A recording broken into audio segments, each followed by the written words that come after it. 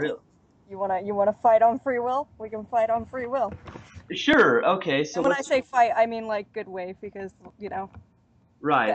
the outcome might be good or bad, but it's still an outcome. So Right. You don't mean like fighting like flesh and blood sort of right. things, I mean where fight anybody as in gets. let these two sides go at each other, and we'll find out where we go. Yeah. Well, that's actually a cool idea. Because actually on our podcast we actually want to have guests on and debate them. And so actually I can record this if you like. Okay. Actually, yeah. Just so like, what questions did you have about the free will topic, if any?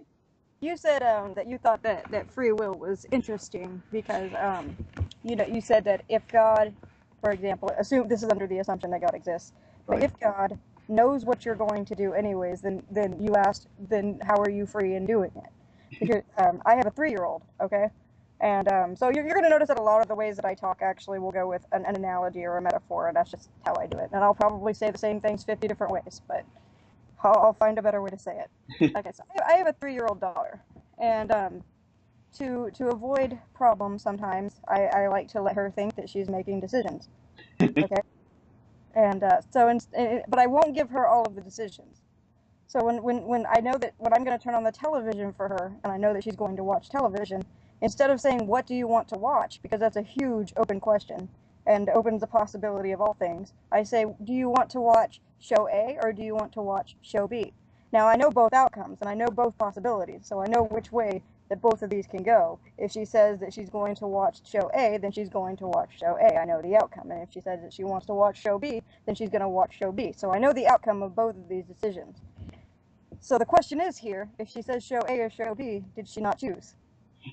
What's so interesting is, why did she want to watch this show as opposed to that show? That's where the heart of the matter is. Well, my point is that even though I know both possibilities, the fact is that she's still able to choose. What's So inter- even if God knows all of the possibilities of every choice that you make, you're still free to make it. What's interesting about that is, I've heard that before from people who say, well, God doesn't know what will happen. He just knows all the possibilities there. Oh, God knows what will happen. God knows what will happen. If we go under the assumption of God, then he has to know what will happen. If he doesn't know what will happen, then how can we call him God? Right. I kind of look at it that same way, because when they say that God knows all the possibilities, and I'm like, well, if God knows the future, as they all say, that's a central part of monotheistic religions anyway, that believe in an omniscient, all-knowing God, that's in prophecy and all that. Well, then God knows what will happen and when it will happen. Therefore, there's only one possibility. That implies that there is an order of events of the way things are going to happen. But what's interesting about it is that some people, actually, people disagree on the term choice, because you say that somebody made a choice, like your kid made a choice between show A and show B.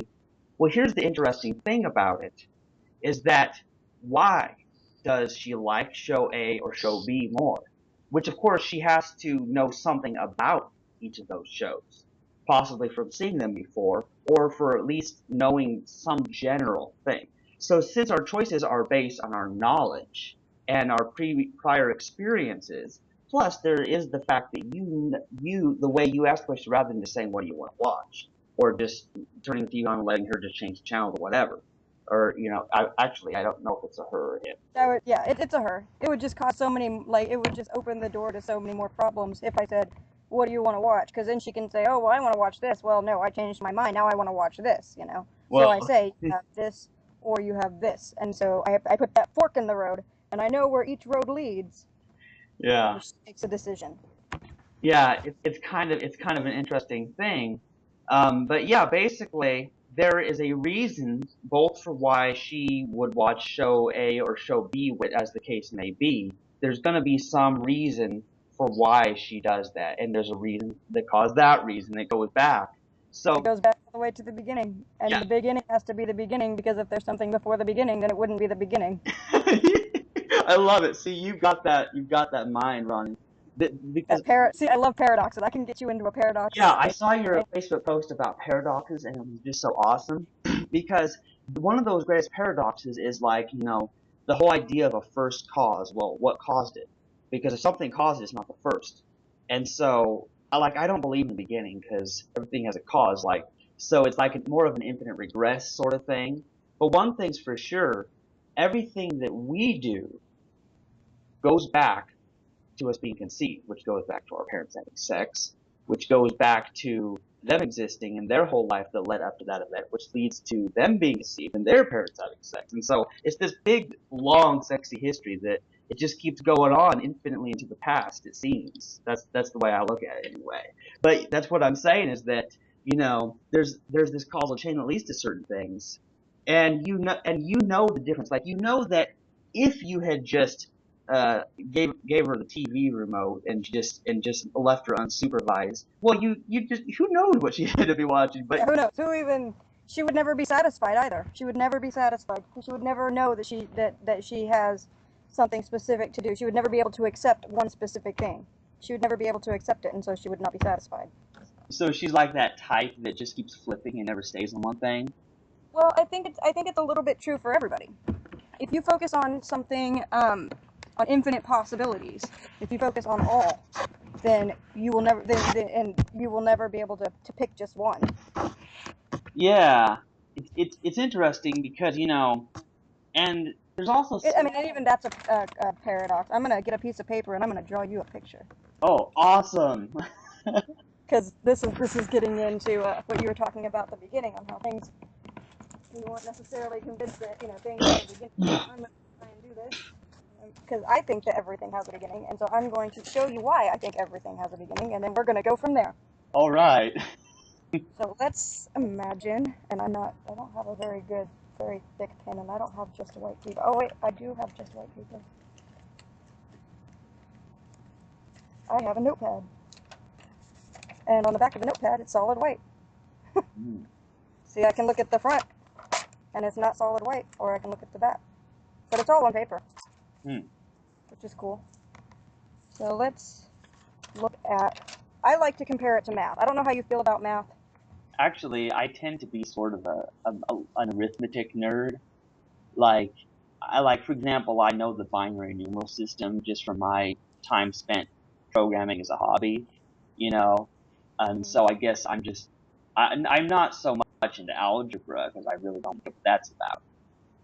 But And these aren't going to be straight because I'm imperfect, so we're yeah, just going to pretend that my lines are straight. How's that sound? yeah, unless you use a computer tool like Inkscape, like I've done for my art, you can't get straight lines. Not really. Right?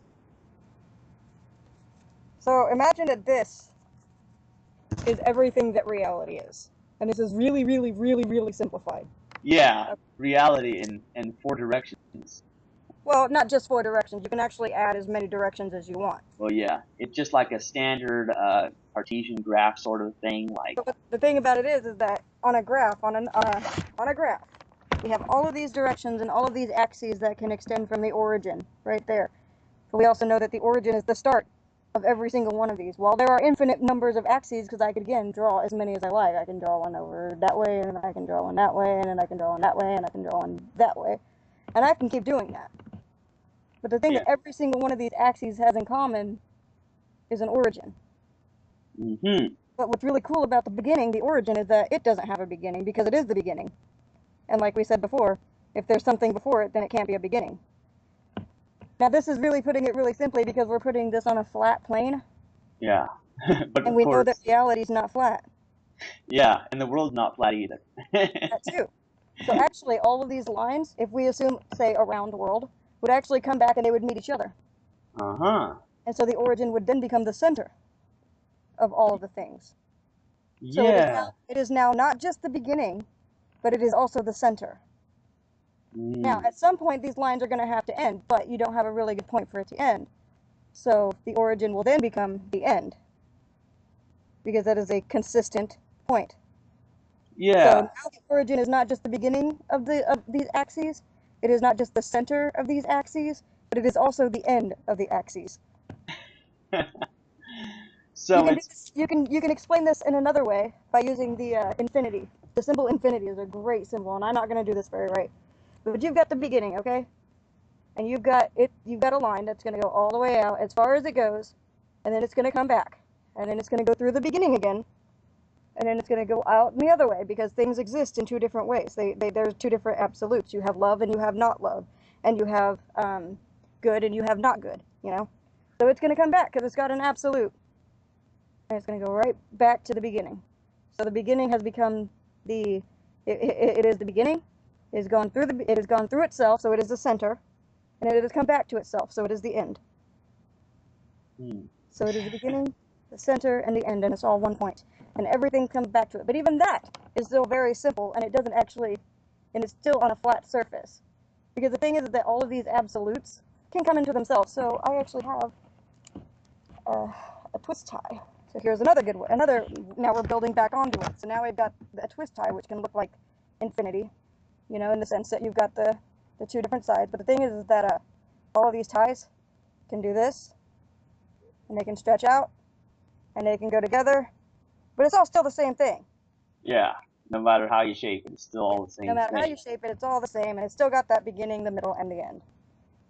Yeah, and you know what's interesting is that when people talk about beginning and end, like I think there's two main different things people mean, because people talk about the beginning and end of the lifespan of living things, or the beginning and end of any certain event, beginning and end of a video, whereas geometrically, like what you're talking about, it's like, no, there could be a beginning and end of a line or a plane, whether a two-dimensional or three-dimensional area, so there's like, that's more like space wise, like distance wise type of beginning and end, which No, of you're course, limiting it. It's all things. If what? you limit it to one thing, then you aren't looking at all things. Let's say that all of existence is like a machine. You can go down as far as you want, and look at all of the little things. You can even keep going farther down when you have a shirt. You know, you can keep going farther, and you can look at the shirt for all of the parts. You can see the threads, and then you can go farther, smaller down than that, and you can see the molecules, and then you can go even farther down to that, and then you can go down and see an atom. The atom is the basic building block of all things. Yeah, Look at and the atom, and you can say that's an atom, but really the atom is a part of a whole, is a part of the whole shirt. And if you yeah, look at that atom, you're not seeing all of the whole, you're not seeing the shirt, you're seeing the atom. You need to go back up and look at the shirt for all that it is. yeah, and also it seems to go infinitely small and infinitely big, because like there's even smaller things inside the atom. I think the protons, the neutrons, electrons, and then they keep coming up with names for the smaller and smaller Well, particles. the atom is the smallest thing that you can get, and you know what's really cool about that is that just like reality, I mean, there's also, you can go infinitely small and you can go infinitely big, but when you get to the smallest thing, which would be the atom, if you split it, it's going to blow up in your face. That's why we have nuclear weapons. That's what happens in nuclear weapons. The atom is split and it blows. Yeah, isn't it sad that all these scientific things are just used to kill people? That's the problem. You know what I Yes and mean? no. We have, yes, the nuclear weapon was created to kill people, but then, like I said, I don't know if you read my post on the guns. The thing about the creation of other nuclear weapons is to say, hey, well, they have a nuclear weapon and they could kill us easily, and we do not want to just bow to them because of their power. So we need to have our own power so that we don't have to bow to them. Yeah, So now the nuclear weapon serves both a good and a bad purpose, but it's still just a nuclear weapon. yeah. Well, it gets really strange once you get into that, because whenever the subject of weapons and bombs and guns comes up, like in fact that came up recently on Facebook, and somebody got really mad at me because I'm sort of anti-gun. There's all these things about kids getting a hold of guns and shooting themselves or other people, and people are generally very stupid, and and they tend to do stupid things like dropping bombs and going into places and shooting a whole bunch of people. And so yeah, but yeah, it's interesting. Yeah, there's been a lot of harm. I think the problem is that in the hands of people full of hatred and all this, well, the science can, for in that case, be used mostly to hurt. You know, there's certainly cases where it can be used for good and keep people alive, but then of course there's other problems. There's that. Do you know that do you know what good things and bad things all have in common? Um, I don't know. What? That they exist, that they are. Okay. I should have figured that one out. Yeah. Yeah, you could do that with anything. Like, what does this and this have in common? Hey, they both exist. It's like, what's the difference between a raven Well, and a it's just writing that desk? they exist is like, have you ever read Plato's Republic? Nope. You ought to. It is brilliant. I'm not even through the first book yet, and look at the things that I mean, it is just so brilliant. But about existence, about actually, let me see if I can put good and bad and right and wrong in another perspective. Let's say that you're standing out in the middle of a forest, okay? There's nobody around you, okay? So I need to ask you, uh, does it matter if you take one step forward or one step back? Okay, I'm in a forest and there's no one around me. No one around you, Does it make a difference if I step forward or step back? right? Well, it depends on what Does I'm the forest stepping on. care? What? Does the forest care? Is the forest gonna not be a forest if you take one step forward or one step back? I don't think it's going to make too much difference to the forest. Exactly. Is it gonna make? Does the forest care if you think that it's right to step on a rock, or if it's wrong to step on a rock? Does the forest care? Probably Is it gonna not. stop being a forest? No. So you can deal like you know that the forest doesn't care whether or not you're right or wrong. The forest isn't gonna stop being a forest just because you're wrong or you're right. It's not gonna become any more or less of a forest. Right. And I mean, the only way if it would become less of a forest is if like you burned it down or something. Then it might become less of a forest. Or you might The say it's forest still doesn't care. It's just less of a forest. right. The forest doesn't have a human will. And then at some point, if you keep burning down the forest, then you're not standing in a forest at all, are you? Guess not. So And the that forest still doesn't care. yeah, well, I certainly hope not because now I don't know for sure, but I'm really hoping that plants don't feel pain. I mean, I don't think they do because So, that would be really, really sad if they did. But I don't think that they're quite like animals and that they don't have like the whole set of internal organs and they probably don't have the same thing. It's well, organs don't feel, nerves do. yeah, I don't know my biology that much, but And all we can do is know that we don't know, and then work our way from there. right. Most of the time, my concern is that we obviously can see that all the animals feel pain. Then why they try to run away from things that are hurting them, obviously. So Mm. that's what I'm concerned about. Now there are still other reasons why I would try to stop someone from burning down a forest. Several reasons. For one thing, there's tons of animals in forests, and trees are very good. They provide lots of oxygen. Right. Trees are useful. The forest is useful. Yeah, so it's interesting. And perhaps this is a topic that sometimes comes up about money, the value of money. Think about it. You're the only person, like you're the only human anyway on the planet. There's no other humans. You have a lot What is of money gonna do you? yeah. What good is money going to do you?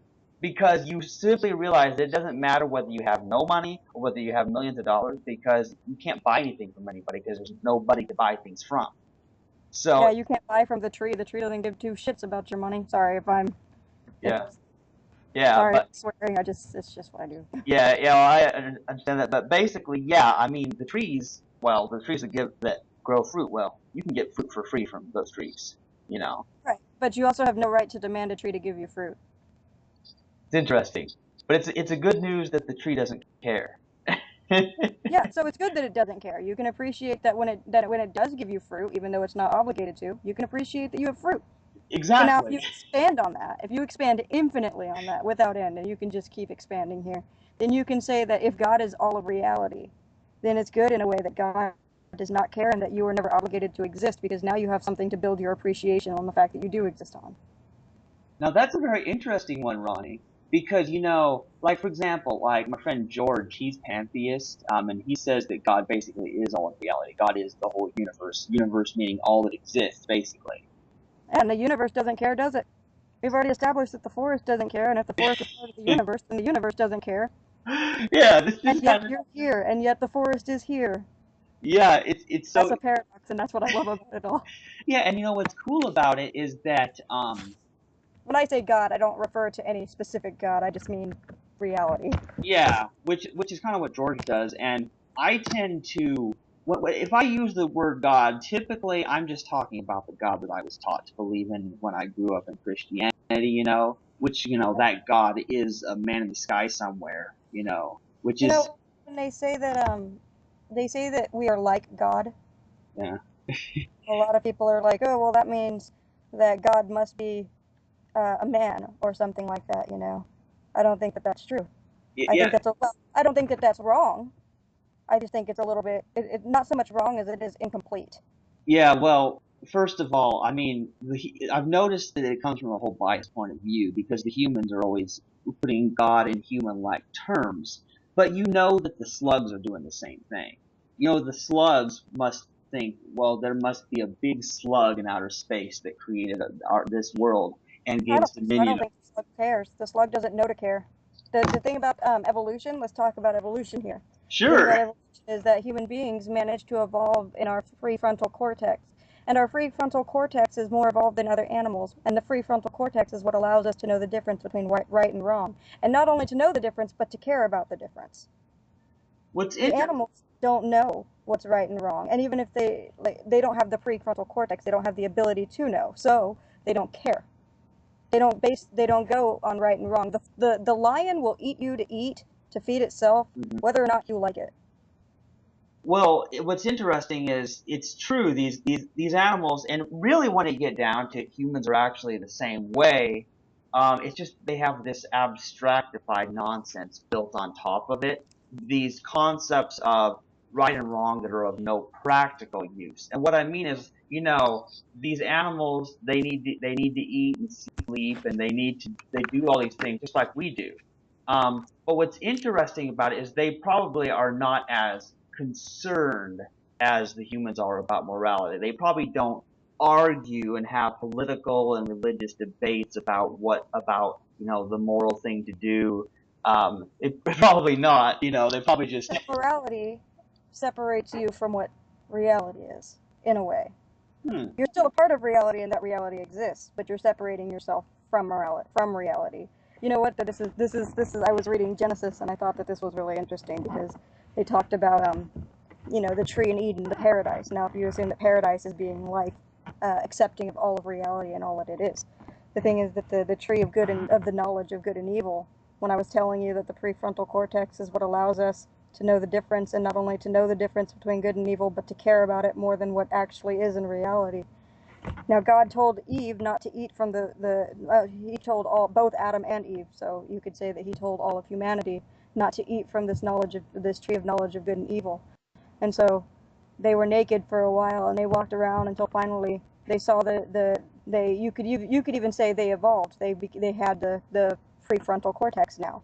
Okay, they're not just monkeys anymore. They have the prefrontal cortex, and they see the tree and they see the fruit, and they say, well, it would be cool to know if it what what the knowledge of good and evil is. And so they ate from the tree, and they knew the difference between good and evil. And not only did they know the difference of good and evil, but they decided that it mattered more than everything else. So they decided that because that being naked was wrong, that because that is what generally is a wrong. And so they focused on the fact that they were naked, and they focused on the fact that it was wrong more than they focused on the fact that they had a body, and that's all that really matters.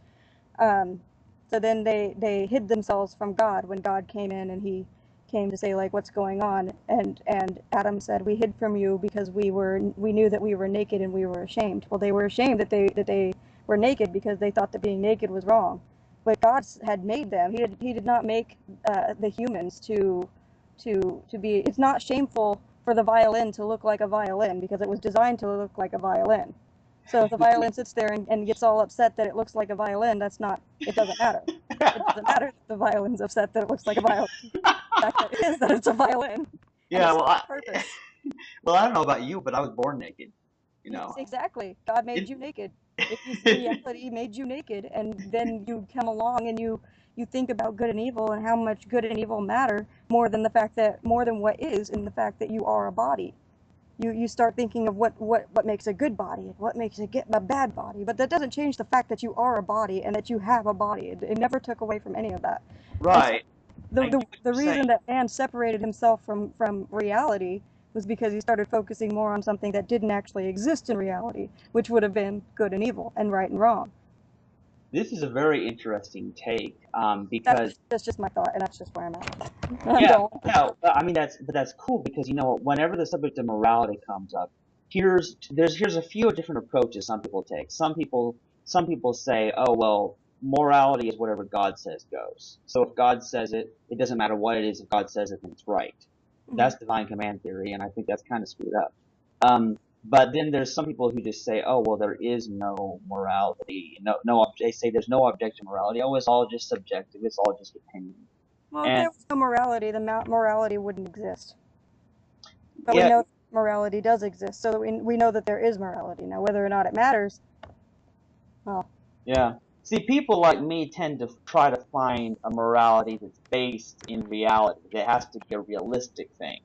And the way, like explain it, is what everything that we label as bad is because we perceive it to cause pain. Either because it does cause pain or just because we're crazy and think it causes pain. Whatever the case may be. But like, think about it. People say that it's bad to go around shooting people. Like that would be something I would say, is that yeah, it's bad to go with a gun and shoot people, and it's bad to drop bombs on them. Well, why is it bad? Well, because it hurts them. That's how it always comes down to pain being a bad thing, and then there's is some pain a bad thing? Is is pain itself a bad thing? I tend to think it is. I mean, it What seems they like say, no pain, no gain, right? yeah. I wonder who came up with that. Well, in the sense of exercising, you can focus on the fact that it hurts, and you can focus on the fact that it hurts, and you can say that pain is wrong, and so you can stop doing it. But you won't get any thinner or any healthier by not doing it because you think that pain is wrong. Pain can serve a good purpose too. Pain tells you that you're doing something. Huh, that's an interesting one. And I think a lot of the problem, though, is that most of the pain that we're experiencing we don't gain anything from it. We don't Why like, don't we get anything from it?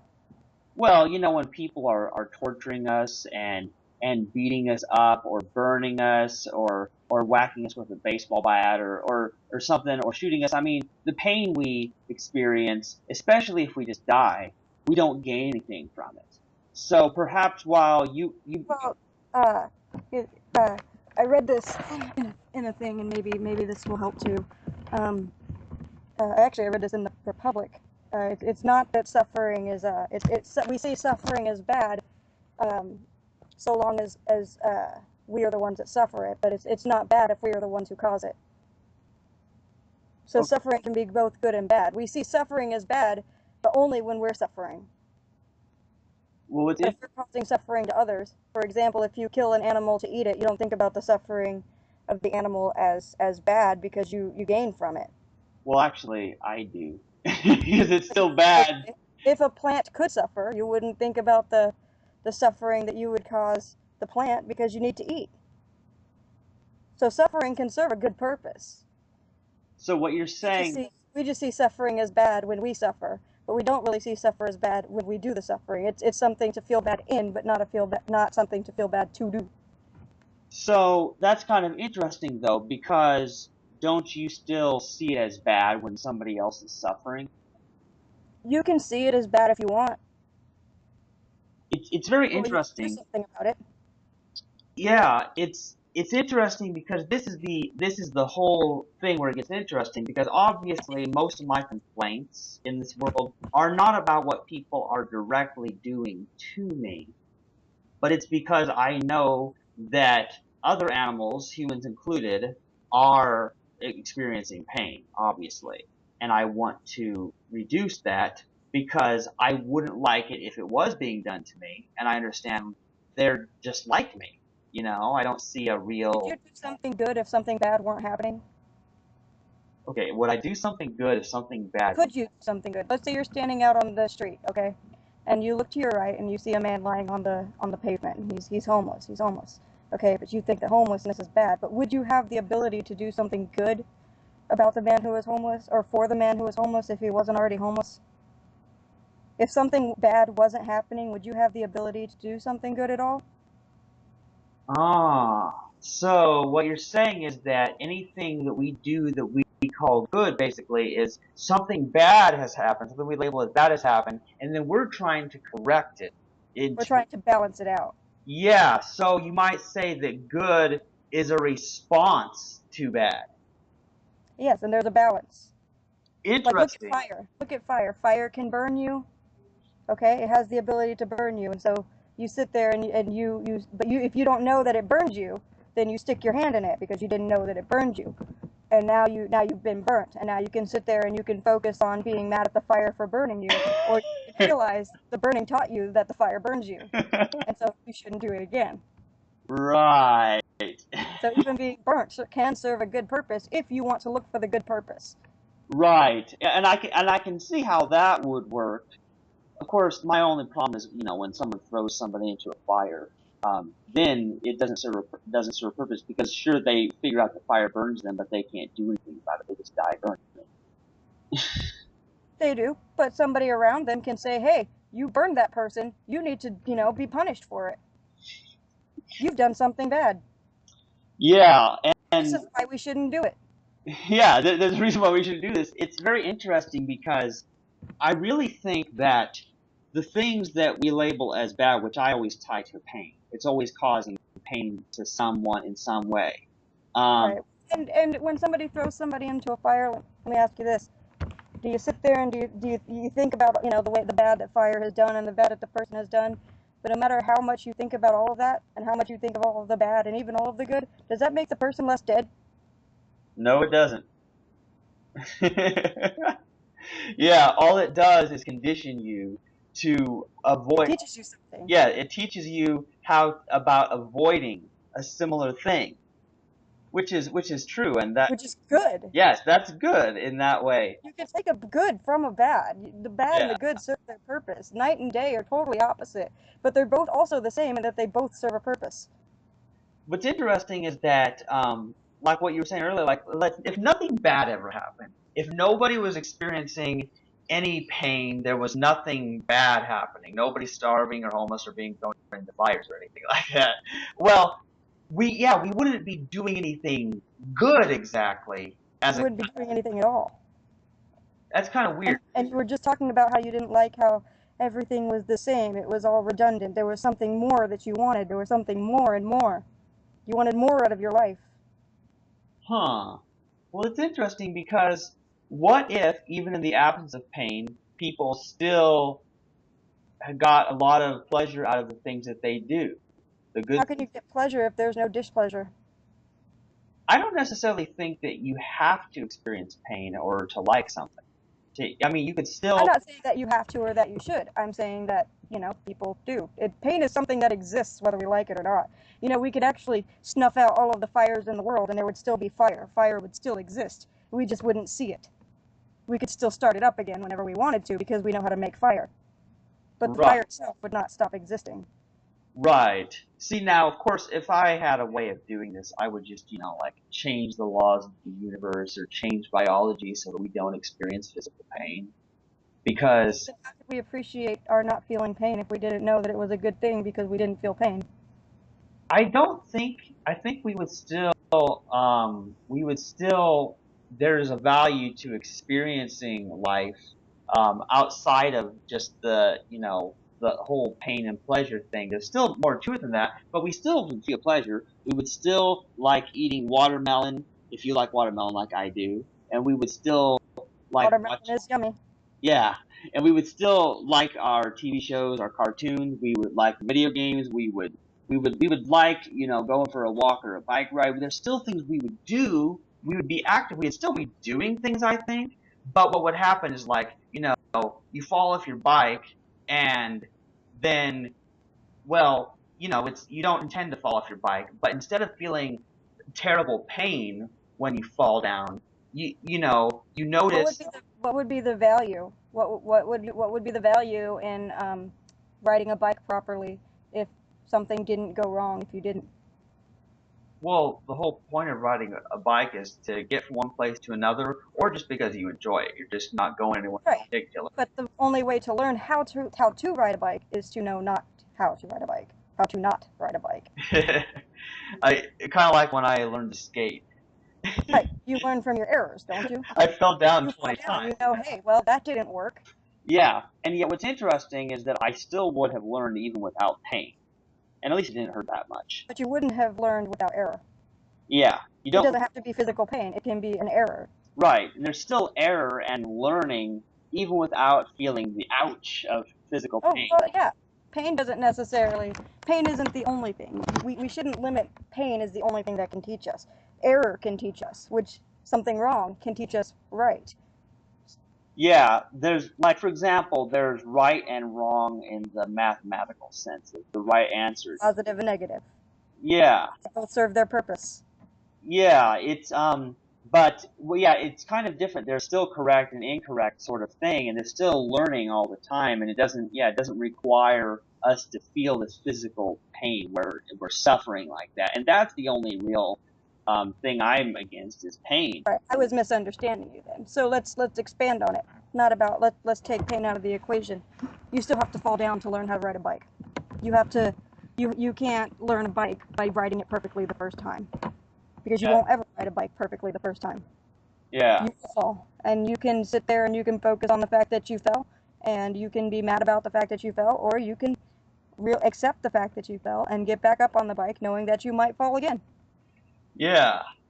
That's the thing is, now But there's still error. It may not be physical pain, but then you still got the problem of error, which isn't really a problem at all because again, error can teach you. yeah, of course, there are of course times. I mean, that's still a minor sort of a thing, like because it's not permanent. But an error that results in pain, physical pain, But and even pain death. isn't permanent. If you want to exercise and you know it's going to hurt, but that pain is going to lessen each time you do it. It's going to get less and less and less and less each time you do it. Just like your errors are going to get fewer and fewer and fewer and fewer each time you ride a bike. You're still going to make errors, and you're probably still going to be in pain when you try to run 10 miles. But you've got the 10 miles. You've got the 10 miles behind you as you run it. Yeah.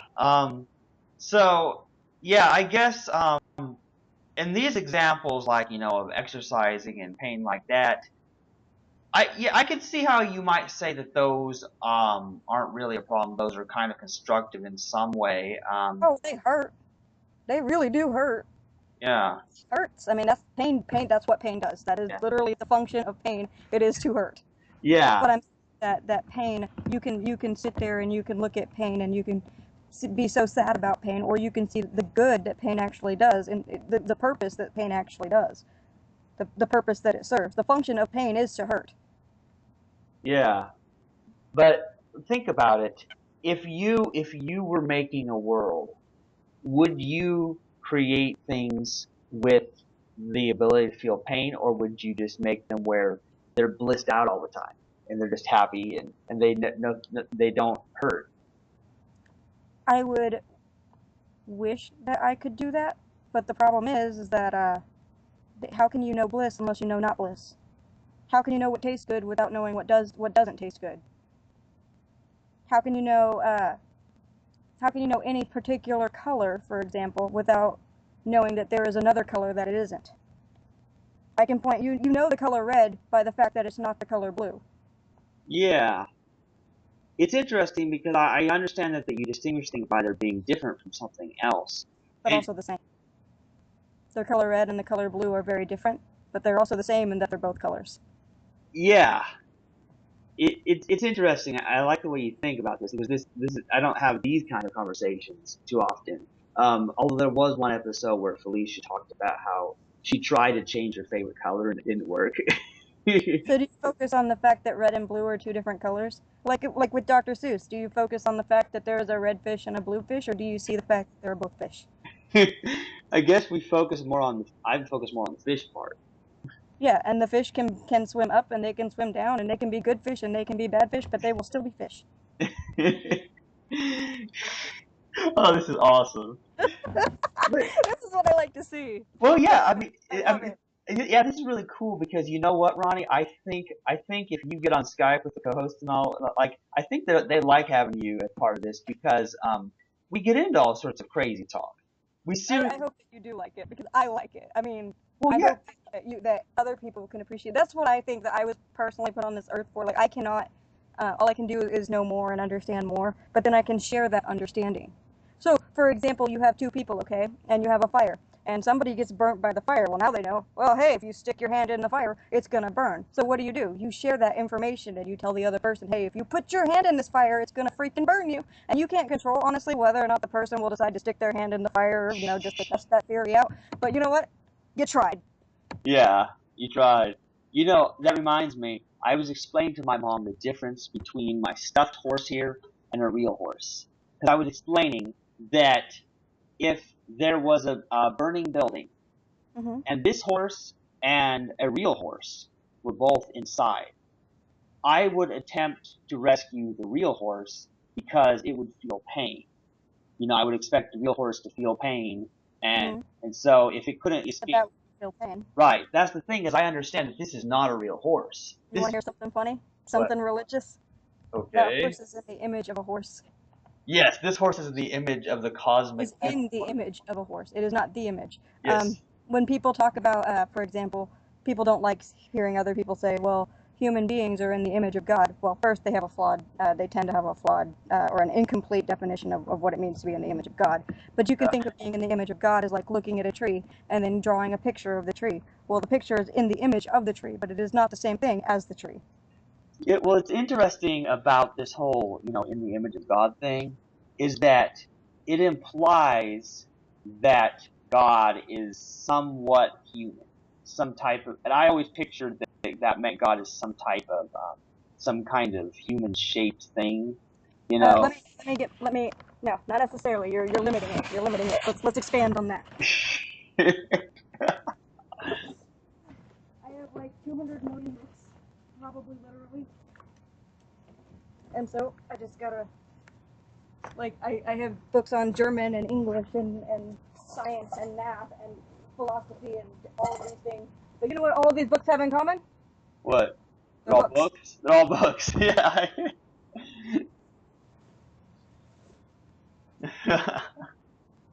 Okay. I know. My Bible is here somewhere. I know it is. That is something that I know because my Bible did not just spontaneously pop out of existence. Bibles don't do that. Or books don't do that. Things don't tend to do that. If there wasn't an order, if they did that, there wouldn't be an order to things. Yeah, that's kind of why I don't believe in acausal events, things just popping in and out of existence for no reason. But they have to pop into existence because otherwise they wouldn't exist. Or they had to always exist and never have popped in or out of existence. Well, right. You're right. That would be if the existence was originally God, then the rest of the things became like God in the sense that they exist. Yeah. Um, there's a paradox that says, does a circle or no, does a set of all sets contain itself? What? And it's a fun paradox. Does a set of all sets contain itself? Now you could word this another way. Does a circle of all circles contain itself? Uh, And at first that sounds really silly, like no, a circle can't contain itself, right? But the thing is that you have to look at the thing that they all have in common, and that is that they were all circles. Now, if the original circle was not a circle, did not contain the features of a circle, then it wouldn't be a circle containing all circles. It might be a square containing all circles. So in order for a circle to contain all circles, it must contain itself because it is a circle. mm, But now, that circle contains all the circles. All of the circles are in that. The circle, if the circle was not there, which would be like saying if reality wasn't here, or if quote unquote God, in the sense that God is reality, wasn't here, then there wouldn't be anything that reality contains because it wouldn't be here. If reality wasn't here, nothing would be here. yeah, it's interesting. See, what it always comes down to is at some level, reality, the universe, or as George would say, God, always had to exist. Right, because the beginning had to exist. If there was no beginning, then there would be no nothing. But what's There would be interesting nothing. is that if anything always existed, then there's no beginning because it never had a beginning in No, the reality. beginning cannot be the beginning of itself. I mean, the beginning would have to be the beginning of itself. The beginning would have to be itself, and the beginning is only the beginning. But the thing is that God is more than the beginning, because if God is reality, well, we are not just the beginning of reality, we also are reality as it is. So, therefore, we would be in the middle. So God would then be, reality would then be the beginning and the center, and of the center of all things that are. And so now we talk about, well, here in reality, there isn't just a past, and there isn't just a present, but there's also a future. There is a forward, there is more. But the future would have to have an end. There has to be an end. At least, for a book, there has to be an end of a book. But the thing is about the book is that though there is a beginning, and though there is a center, and though there is an end, all a book. The book contains all of the things. And nothing in the book could be contained unless it was in a book. It's interesting. So it's all the same book, basically. It's all the same book. Yep. Everything you read in this book will be of this book in the sense that it is in the book. Yeah. But nothing specific. I can't say that the word movements, for example, as I read on this page, is the book. It is in the book, but it Interesting. is not the book. And about things being finite or infinite, here's one difference between reality. Like, I say that like reality or the universe is basically infinite as far as infinite distance, no matter how far you travel, there would never be an end. Or as far as having always existed and always You existed. want to know something fun about infinity? But, Infinity just means without end. It doesn't mean without beginning. well, I'm pretty sure that it also, you can talk about an infinite past that never had a beginning. It's kind of like, If you talk about infinite past, then you're still starting from you still have a starting point. If I say that a line extends infinitely in one direction, then there has to be a beginning, or else it couldn't extend infinitely in only one direction. Now you could say that a line extends infinitely in two directions, but then you have to have a point where one direction somehow becomes that direction and somehow becomes this direction, or else you wouldn't have infinitely in both. well, I think the way like we talk like that is because we think of now as being the place, and we think of past and future. We tend to think of it going in those two directions. So wherever we are now is sort of the origin, center. So It that is the center. I guess wherever you are is the center. I don't know. It's true. Wherever you are, if something extends, if a line, for example, extends infinitely in both directions, then no matter where you are, you're in the center. No matter where you are, because if you know that it extends infinitely in both directions, then you can pick a center. The center is actually all things. The center becomes all points on the line, because it would be true that in wherever point you pick, you know that in the direction of this way and in the direction of that way, the line still extends infinitely.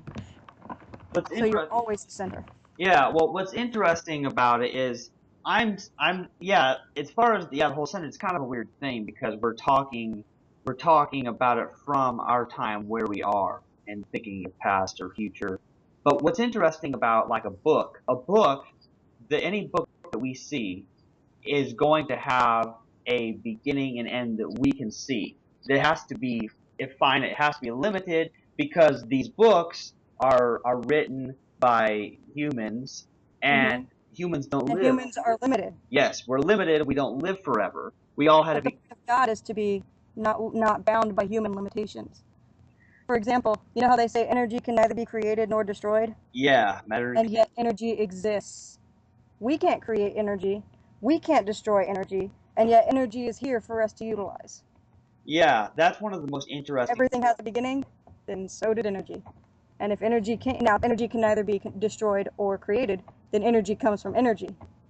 That's what we're talking about now because see, this is what's interesting. The concept of matter neither being created nor destroyed is one of the general principles of why I don't believe that anything popped into existence, but that it's always existed. The same old matter, the same old stuff.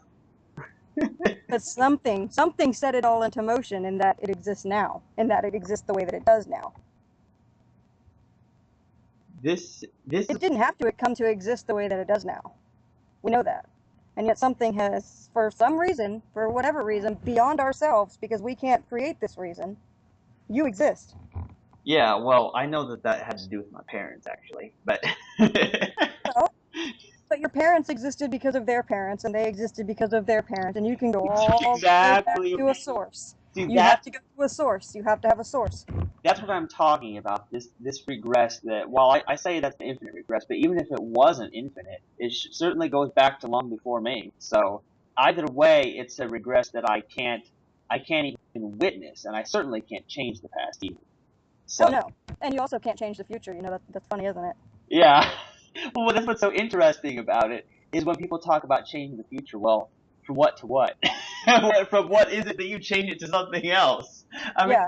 it's sort of like it's one of those paradoxes, Ronnie, because the future hasn't happened yet, and yet we know that it will happen a certain way based on what we do now, which is based on the past, which has already happened. And so it's like a We move. exist. Yes. It's It's always moving. it's like a You know what else movie. that there is? What? You know what all that has in common? What? There's an order to it all. Hmm. A consistent order that never had to be. Well, it's kind of weird because as far as but like it gets interesting when you say like whether something had to be or not. It's kind of interesting because I think, well, Does it matter? Since it is. well, it is. That's the thing, is it is. So what are we talking about? See, that's what it all comes down to is where are we going? Where are we going? We don't know where we're going. We're just going. And it's all that matters is that we're going. Yeah, that's a That's where very you find beauty. You don't focus on where you're going and you don't focus on where you've been. You just focus on the fact that you're going. yeah. You It's know, really cool, for example, that like as I said about an order of all things, that we are able to make glasses. My glasses exist, and they didn't have to exist. We didn't have to build these things. They do. We actually didn't even create any of the things that it's built from. yeah. It was always here in some form for us to utilize, and we did.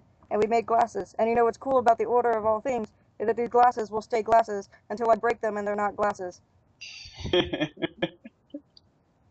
Oh, you're a lot of fun. Oh, but it's very interesting because often like I describe life as a movie. Hmm. Like we don't know what's going to happen. It's like watching a movie for the first time, but there's no rewind or fast forward button. You know what all movies have in common? What? You know what all movies have in common? They're all movies. Well, yes, but you know what they have in common? They all exist. Yes, they have directors. They have producers. The movie couldn't exist without a director or a producer. They couldn't exist without the actors that made them. They couldn't exist without the events that the actors even perform. Nor would the movie of life exist without living things like us. Yeah, and we wouldn't exist without a source. It's We weird. wouldn't exist without a beginning. If there was no beginning, there would be nothing. Well, it's kind of a weird thing because when I think about nothing, I think, well, if there was nothing, what began the nothing? or did the The nothing source. always? Or If God is the source of all things, then He is the source of all things that are, and He is also the source of all things that are not. very interesting. What's interesting is that things that are not, you wouldn't expect to have a source of. At least I wouldn't anyway. Well, they have to have a source, don't they? Otherwise, they wouldn't be things at all.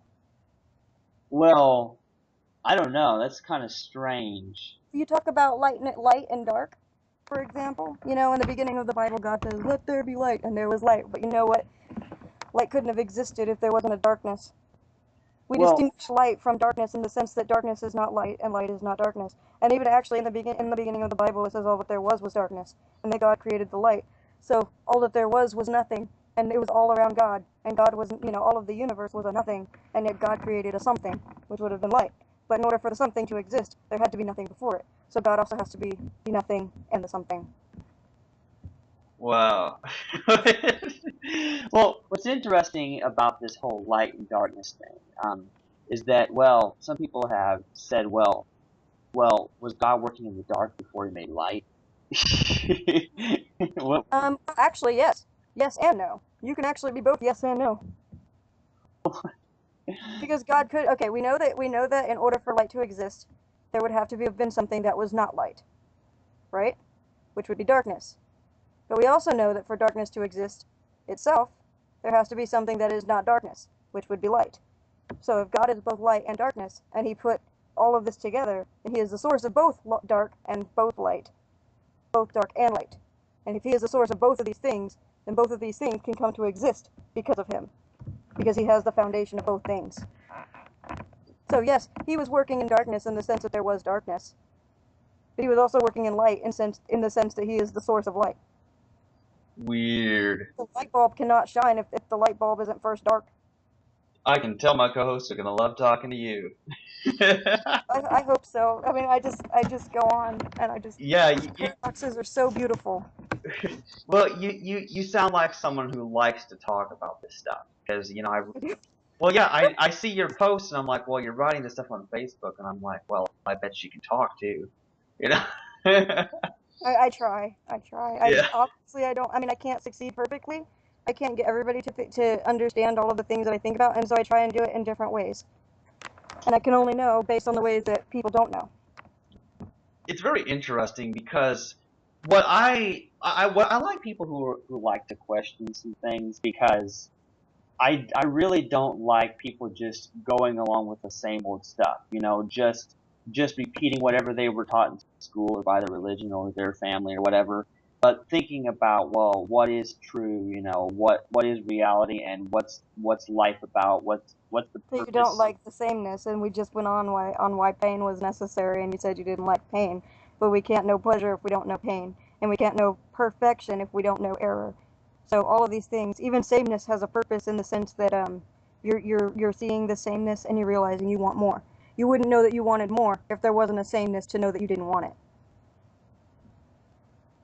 Interesting. Actually, speaking of pain though, a lot of what turned me into the thing I am today was a lot of pain, I have to Are say. you better for it? Yeah. Huh. So the pain served a good purpose. Well, You it can did. sit there and you can focus on all of the pain that you suffered, or you can sit there and realize that you are a better person because of it. Yeah. The only You wouldn't be who you are without it. That's true. Perhaps I would just be one of those same people. You wouldn't be Chandler. No, I wouldn't be the Chandler that you see today. So pain served a purpose because you are a good person. You're Yeah, seeing, knowing more and more what's good based on the bad. that's an interesting thought. What's interesting about that is that one of my greatest desires is to prevent people from experiencing pain. You couldn't prevent people from experiencing pain if there wasn't pain at all. So your desire wouldn't actually exist if there wasn't a pain that existed. True, although I probably wouldn't You care. want to do good because of the bad. You can And, choose to do good because of the bad, or you can sit there and focus on the bad. And what I like is that you're choosing to do good from the bad. You get well, to that sameness when you start focusing on the bad and you sit there and you think that it's just going to be bad. But you sit there and you say, oh, hey, it is bad. I can do better. I want to do better. I want to do good because of the bad. I want to minimize the bad in any way that I can. You can't obviously prevent all of the bad in the world. And yet that's not stopping you from trying to prevent some. yeah. I obviously, if I could prevent all the bad in the world, I would. Oh, you would. Yeah, You would. yeah, But you know that you can't. yeah. And that's And what. yet you still try to do good. Hmm. Because you see the good in all things, and that is beautiful. Yeah. Well, hope so. Yeah, I mean, this has been kind of good. It's kind of late here, Kind but of what? it's late. Well, it's like, Oh, okay. I'm sorry. I didn't mean to keep you so long. yeah, I mean, but this is just so much fun too. Isn't it? It's Well, fun to. It's fun. well, yeah, and this is the way it usually goes. Like, typically, here's how it will go: is like every Saturday at 6 Central, and at 1 Central on Sunday afternoons. Like, basically, whoever's available gets online at Skype, and we talk about what topic we're going to talk about, and then you can listen to all of our previous episodes too because they're all up there, and I give you the links. But what's so cool is typically we're talking for about an hour and a half each of those times we do it, and we're talking multiple topics, and of course there's all sorts of talking between the episodes too that nobody actually gets, that doesn't actually get published, but we're just talking about what's our next topic and well, that sounds interesting, and just, I yes, think that everything is interesting if you go from it. I mean, you just like we've talked about in this conversation free will. We've talked about God, and we've talked about beginnings and endings and middle. We've gone everywhere, and it's so cool. yeah, And yet it's one thing. Yeah, and the whole paradox of it. I like paradoxes. Yeah, they're great. They're freaking beautiful. Yeah, I have to agree, Ronnie, because this whole first cause thing, as well as the infinite regress. Either way, it blows your mind. Either Right? either way you try to figure it If out. you think of all things as paradoxes, and but you know that all things had to exist, then God Himself is a paradox. It's a weird thing because and of course it always gets into that thing which often comes up in our podcast about the God thing, but it all depends on what you're talking about with God, because um if they're talking about God as being reality, as being actually the source, sort of the origin, or light and dark, like the weird stuff you were saying, that's one thing, but that's different from the conception that I was taught growing up, that, well, God is this man in outer space who gets really angry at the homosexuals and the women, Yeah, and the yeah. women who wears jeans, and then sends earthquakes to the U.S. and wipes out millions of people and stuff like that. And That's not the. I don't see it. That's a limited. It's limited. It's just a limited definition of God. And the thing is about God is that in order to be God, He cannot be limited. And so when we limit Him like that, then we cannot be talking about God because God is unlimited. yeah, well, what's interesting about it is what way they talk about this God character, though, is it just really sounds like it's just a person, and that Right. Just just sitting outside of the universe, just controlling everything. yeah, that's exactly how they make it sound. And like, well, it hasn't rained in this area, and there's a drought, and people don't have water. Well, God must be punishing them for something. That's the way people try That's to not a good way to that's look the at things. yeah that's the way people try to reason it out. And it's kind of weird because, like, there were several things that, like, really, as because I gave up that whole idea a long time ago of this man out of space. As you should have, because that's not the right definition. It's very interesting because what bothers me is that's precisely what children are taught from such a young age all over the world. And I think it's so sad because what it does is it's sort of like you grow up with this fear of, like, there's this thing that's going to get mad at me and punish me, and so that's a lot of what I mean about, like, part of the pain of my past that turned me into the person I am today is because I now look at that as a bad thing, and that it actually made me more of a selfish person back then, where all I was focused on was trying to make myself believe the right things and do the right things so that I won't go to hell. And that was sort of where I came from. And then I turned into this weird philosopher dude, who talks about abortion and animal rights and My Little Pony and free will and all this stuff. And so I do think I'm in a better place than I was. But yeah, it's true. It was because of the bad I experienced that Right. had You my you can't limit these things to, especially something like God, to a human will. Like the fire is gonna burn you if you stick your hand in it, regardless. You don't say that the fire is punishing you because you know that the fire doesn't have a will to punish you. yeah, So know that the fire can serve a good purpose. it's very If you do. interesting. Well, what's interesting about it is it's true. Like, we don't get mad at a fire. Like, You think don't get mad at the fire. Yeah.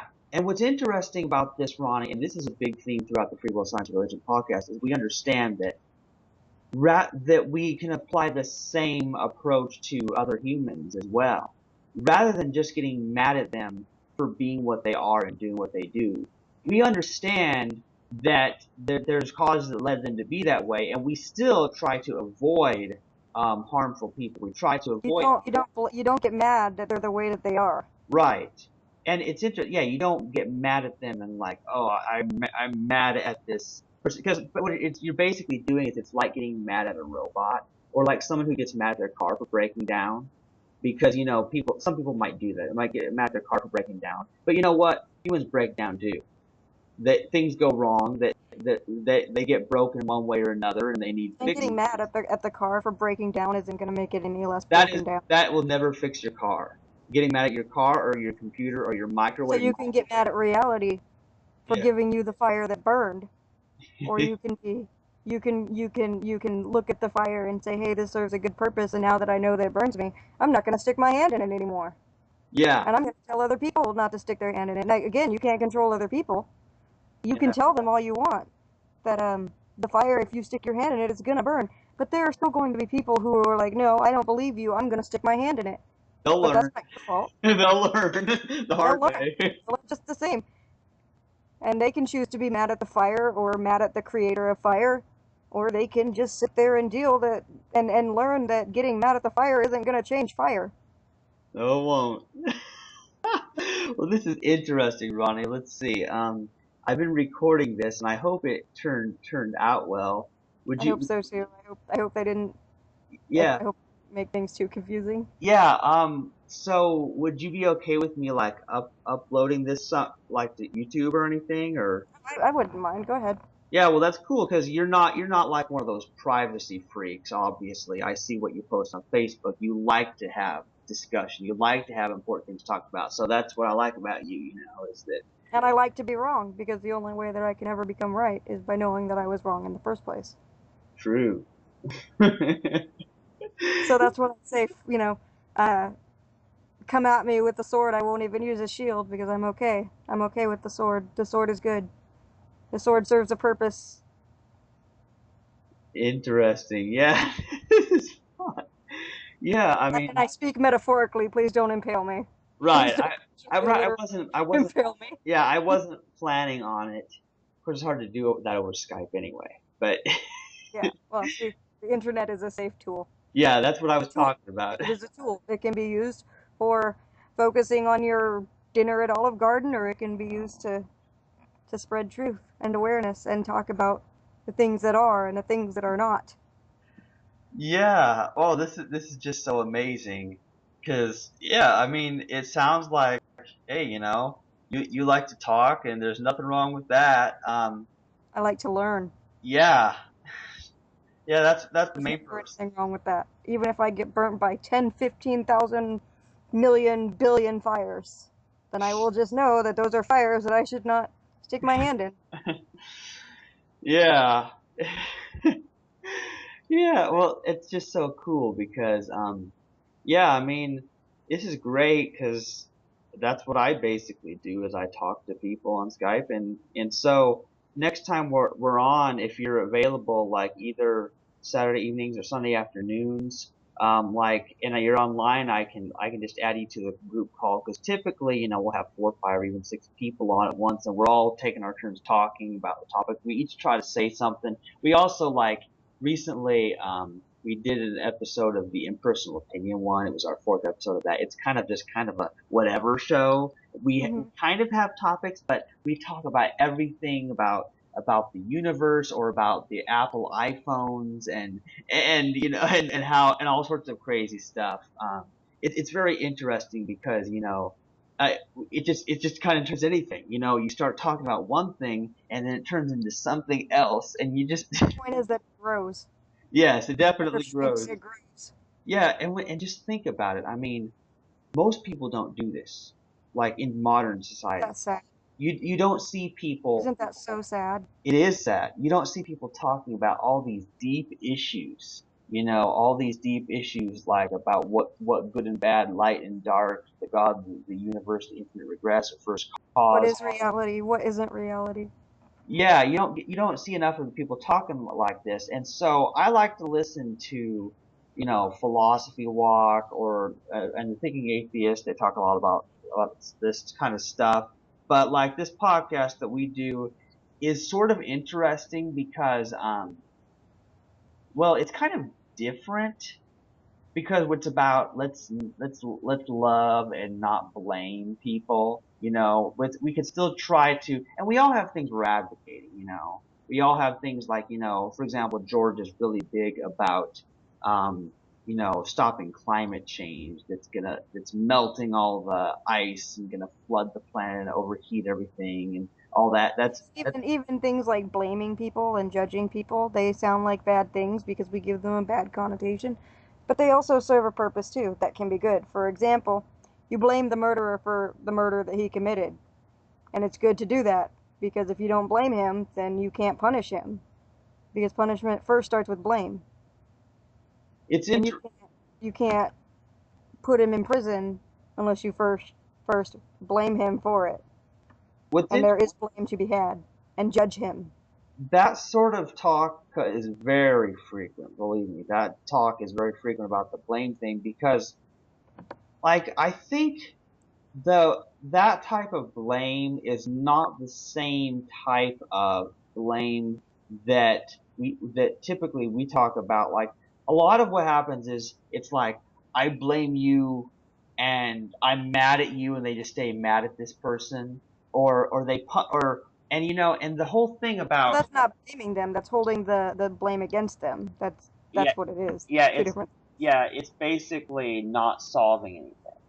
And a lot of the blaming and judging that I'm talking about that's just plain harmful. It's like, oh, you're bad, I hate you, go to hell, sort of thing. That's the kind of way that a lot of people are.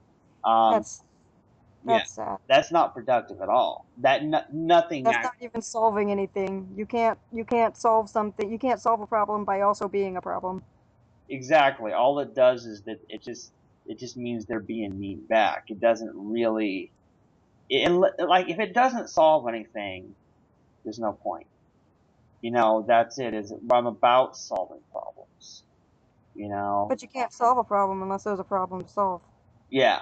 And if there's no problem, then you're not worried about solving the problem because the problem doesn't exist, right? And the problem doesn't care whether or not it exists. And the problem doesn't care if you even think it's a problem. Problem doesn't have a human will. It's like it's something beyond us. It's just all fun to think about. Yeah, it's just all fun. All this. I mean, there's so many ways. It's a paradox. It's all a paradox. I can There's turn anything into a paradox because it's all a paradox. Yeah, it's so much fun. Yeah, I probably do need to get off of here. I mean, this has Yeah, been okay. so much fun, but it was great talking to you, Oh Roni. yeah, I had a lot of fun, and I see it was good that we had this test run because now you can see, and now you can think about whether or not I am good for the show, and that I'm good for everybody else, and good for the listeners, and I hope that I am. I tried to be good for you, to be good for everybody else. Yeah, So I mean, that's just awesome, Ronnie, because hey, the way I look at it is like, hey, this is exactly the kind of conversation we're always looking to have. So, but yeah, I think I'm gonna upload this and then I'll email my co-host and so they get to see our conversation and oh man, they're gonna listen to me and they're gonna judge me, and you know what? That's okay. That's okay. well, they won't blame you because you don't have a free will. You didn't choose to be the paradox. You didn't choose to be the paradoxical person you are. So they No, can. I am of the ultimate paradox. And I am. and and you know what, Ronnie, you're not a problem to be solved either. See, we got places. We went places, didn't we? We Yeah, went we places. we sure did. We didn't even know where we were going. We just went, and that was the cool part. It was the journey, Totally out of our control. and we're still not even at the destination. We're Yeah, still not there. there's no end. Isn't that great? It's infinite. It's infinite. It Yes. doesn't end. And now we can think about the fact that it doesn't end, or we can just go with it. Yeah. And while we may end this Skype call, this won't be the Oh, absolute this end. isn't the end of everything. No, this No. is a Every call. end is but another beginning. Yep. All right. All right. I will see you another time. All You right. have a good night and a Okay. good day and a good time and a good everything and a good all things and a good no things. All right. Good night. All right. Good night, Ronnie.